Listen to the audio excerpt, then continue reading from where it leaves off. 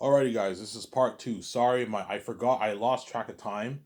At 4 o'clock, my alarm went off, so my camera cut off. I told you guys earlier, right? In my first part,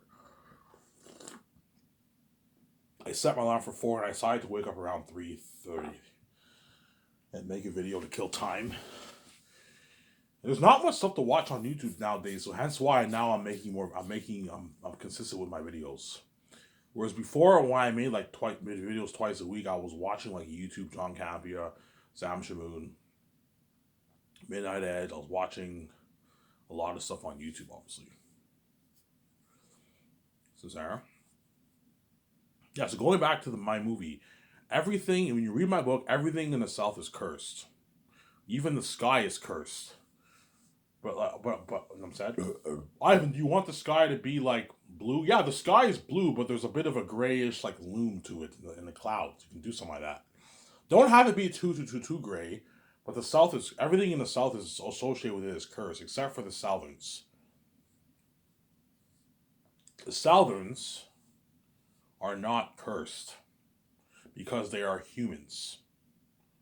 They have a human nature, obviously, and the animals in Cyrus are not cursed either because they're part of the human the Syrians obviously.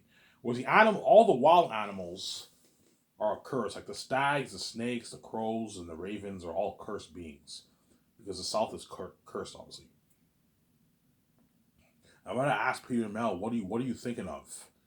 I'm gonna test their creativity. At the end of the day, we're gonna do the cause of ours. We will build upon what we want done for the story, but you need to test their creativity. Whose interpretation of the movie is better, Mel Gibson's interpretation or Peter? That's the real question, obviously. Which interpretation is better? Which screenplay will come out better than the other? I don't know. Something tells me Mel Gibson's the better man for the job, but something also tells me Mel Gibson's the better man for the job. Peter Jackson's the better man for the job. I think Peter Jackson's movie will have more of that fantasy feel, but it'll be more secular. Peter Jackson will probably shy away from Christian themes, focus more on the fantasy feel and the secular feel. It's a secular movie. Like Lord of the Rings doesn't have.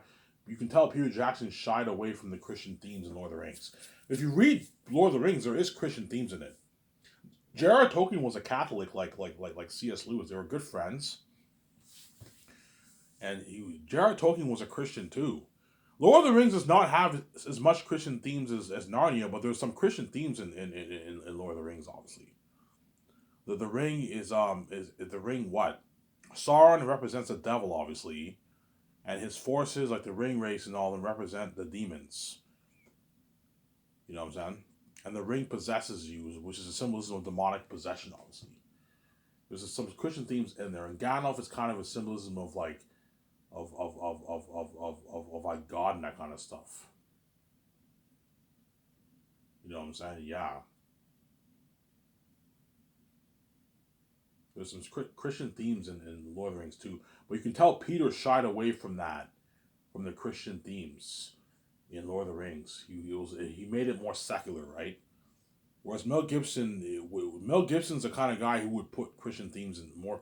He would have more of that in your face Christian themes in Zanus than Peter. Peter would probably have the more fantasy feel, but it's a bit more secular.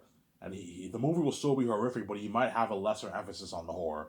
Whereas Mel Gibson will probably have a higher emphasis on the horror and the war and the blood and all that stuff, and more Christian themes. That's probably my prediction for the Mel Gibson version and the Peter Jackson version.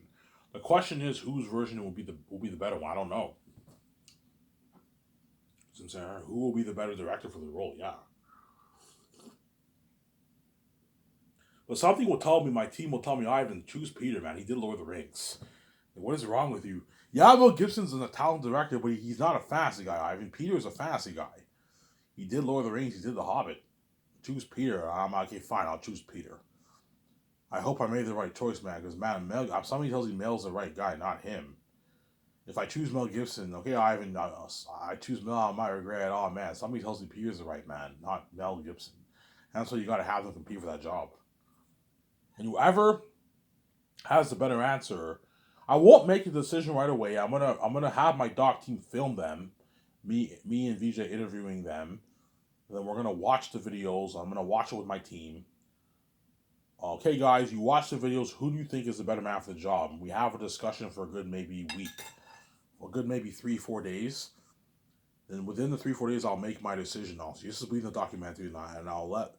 Once I made my choice, I'll tell my secretaries to call Peter's agent and call Mel Gibson's agent. One of them will get the good news. The other one will get the bad news, obviously. Peter gets the good news. Mel Gibson gets the bad news. Mel Gibson gets the good news. Peter gets the bad news. And one of them, whoever is not chosen, obviously, are going to be very pissed off. They want to be saved. They don't want to be left behind, obviously. And they want to be a part of this story. This $1,200,000,000. I'm going to make it for $1,200,000,000. Because guaranteed, I don't mean to be cocky here. I know I'm going to make more than $10,000,000. I'm just being humble. Like, chances are I'm going to make probably 12, 13, 14, 15, even $16 million off of my book. Don't hate me, guys. I'm going to make a lot of money on my book, man. I'm going to make it, like 10 billion is me being humble. I'm probably going to make 11, 12, 13 billion off my book. 14 billion even. If I make that money, 11 billion plus, I'll put a bit more into the movie. I'll pimp it up more. I'll make it for $1.2 billion. And that's enough. I'm not going any harder than that, man. The moment you put more money out, you're just wasting money. You don't need all that extra money, you know what I'm saying? You're wasting. But pimp out your movie even more. Pour a lot of money towards visual effects. Somebody get an unheard of world, unheard of horror, unheard of action sequences. Yeah, Peter and them want to be a part of that billion-dollar budget movie, $1 billion+ budget movie, most expensive movie ever made. They know I can pay more than Hollywood. They know the kind of perks they're gonna get, the parties and all that stuff, and the buzz with the fans. They want to be a part of all that. That's why they're gonna really compete hard for that job. Obviously. Their agents are going to tell them, hey, when Ivan flies you in, it doesn't hurt to study his book a little bit. Go back and read some of the chapters. I recommend Peter and Mel, you go back and read some of my chapters and you study my story. My story is very easy to understand. It's not a complicated book to understand. It's a bit complicated, obviously, but it's simple and complicated at the same time. There's some, even though it's a simple story, there's a complexity behind all it. Hence why it's a masterpiece. Because it's simple, but it's also complex at the same time. When you read it, you start to think about, holy shit, it's a simple story, but it's also very complex at the same time. There's a deeper meaning behind a lot of things, yes. Because I'm a fucking creative genius, obviously. They're gonna have to be prepped. I'm gonna ask, okay, guys, did you guys read my book? Yeah, I haven't read your book. You know what I'm saying? We read your book, Ivan. Because guaranteed, when my office is open for business, Peter Jackson's agent and Mel Gibson's agent will call my office. Hey, Ivan, I hear you.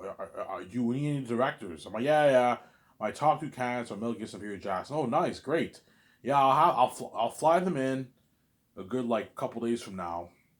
Just let them know that they're gonna be asked. I'm gonna ask them a series of questions about the book, about the movie. So make sure your clients are prepped. Make sure Peter and Mel are prepped. Yeah, we'll let them know. Yeah, let Peter and let Mel know that they have to be prepped for the movie. Because I'm going to ask them a series of questions. Obviously. From Sarah. And because my book is easy to understand, Peter and them will know all the questions. Whereas Lord of the Rings is a kind of book when you read it first time, you forget like half of what you read. Because J.R.R. Tolkien has so many things going on in every page. It's crazy. He has like 40, 50 lands. He has all these complicated words, complicated names. He has all these lands, all these forces, all these valleys, and you have Frodo and all these characters. It's crazy, man. You can't memorize all that. Lord of the Rings, for me, I have to read like 3-4 times to understand maybe like 30% of it, man. I only understand maybe like 2% of Lord of the Rings. Well, Fellowship of the Ring, I understand maybe 4% of it, 3% of it. Because I read it like 2.5 times. I read it in grade 5, one time. And I read it again, 2 years ago, 2021, I finished it, obviously. I finished Fellowship of the Ring. Then I read half of it, the first book on my channel, obviously. The full thing on my channel. The first book. I read half the book on my channel. I read the whole thing on my channel, yeah. So I understand Fellowship of the Ring pretty well. But like, you know what I'm saying? Whereas Two Towers and Return of the King I read once, obviously. I didn't read the appendices of Return of the King yet, which I'm gonna have to catch up on that. the appendices of Return of the King. I'll eventually read it. I'll read it. I'll read the whole appendices, obviously. But the appendices I'm only going to read one time. And if I happen to reread Return of the King and Fellowship of the Ring and Two Towers again, I will skip the prologue and Fellowship of the Ring and skip the. And I'm not going to reread the appendices again. Obviously. Because the prologue and Fellowship of the Ring is very boring. That's why I'm never rereading that again. I'm going to just skip to chapter 1 and reread it again, obviously. Yeah, Lord of the Rings is tough to grasp everything in one read. I guarantee you, Peter, man, had to what? When Peter tried to adapt Lord of the Rings, I guarantee you it was a hassle for him. Because J.R.R. Tolkien has so many things going on every page, all these characters. Yeah, we have to cut out like half this stuff. This is crazy, yeah. With my movie, you don't have to cut out like half the stuff. No, you can add them all in the movie. Some things you have to, well, I will not include in the movie, obviously. But Zanus is a much easier story to follow. Peter will even tell me, Mel Gibson will even tell me, yeah, I mean, your movie is much easier to follow than Lord of the Rings. Your movie is much more easy to follow than Lord of the Rings. Peter will guarantee tell me that.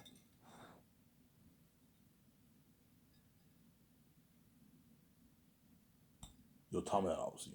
Yeah, Ivan, I read your book, man. Your book is much more easy to follow. You don't have that much lands. It's simple. You have the north, you have the south. The south is cursed. The north is holy. You have Zanus, Cyrus, Saphius, Barak, the western Gilead Mountains, the ancient Gilead City, the forest of Galathia, the Blood Valley, the River of Titus, the northern Gilead Mountains, the city's edge, the courtyard, the castle, the great wall of Zanus, the forest of Galathia, the Valley of the Dark. You have Barak. It's much easier to follow. With Lord of the Rings, you have so many lands, so many characters. It's crazy. My book has a lot of characters too. My book has like 35 to like 40 characters. 35 to 40 characters in my book. If you're including mentioning names, you're looking at even more than that. 45 characters in my book. Obviously, yeah, I have a lot of characters in my book. Obviously, a lot of characters.